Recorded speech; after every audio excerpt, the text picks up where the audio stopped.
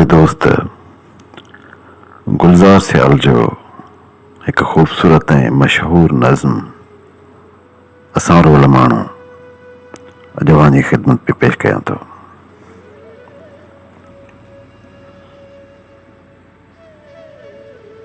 न मंज़िल जे रस्ता भुलियासीं त छा आहे, असां रोल माण्हू रुलियासीं त छा आहे।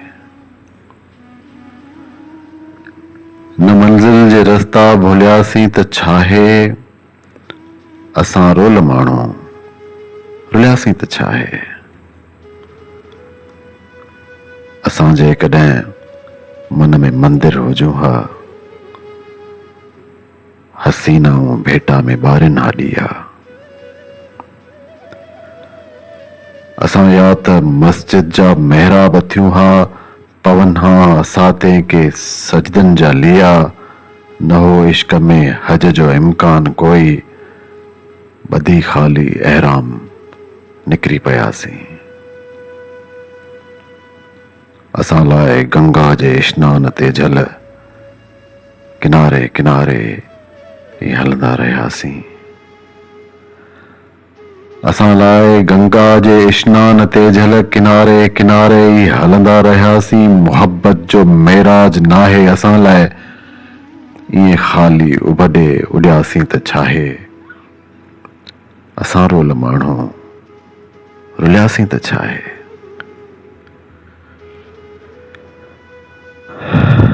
न वारनि खे मिलियूं फणियूं आङरियुनि जूं,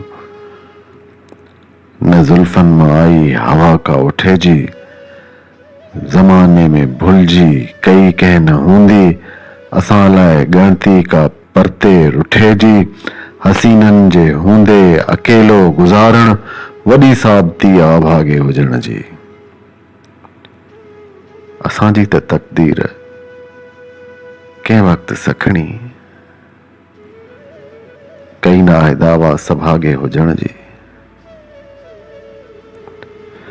असांजी त तक़दीर कंहिं वक़्तु सखणी, कई न आहे दावा सभागे हुजण जी। असां लाइ सुनसान सभु घर घिटीअ में, वञी कंहिं बि दर वटि रुकियासीं त छा आहे।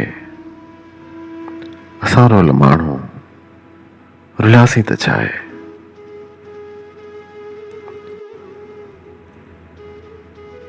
असां प्यार खां दूर मुआसी हुजाना,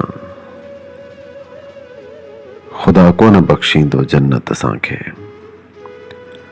हथड़नि ते मेहंदी जी हसरत असांखे, मिली कान अहिड़ी का दावत असांखे।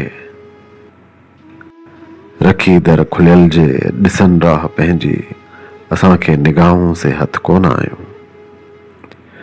जिते थक बदन जा भजन हा समूरा, खुलियल दिल ऐं ॿाहूं से हथ कोन आयूं।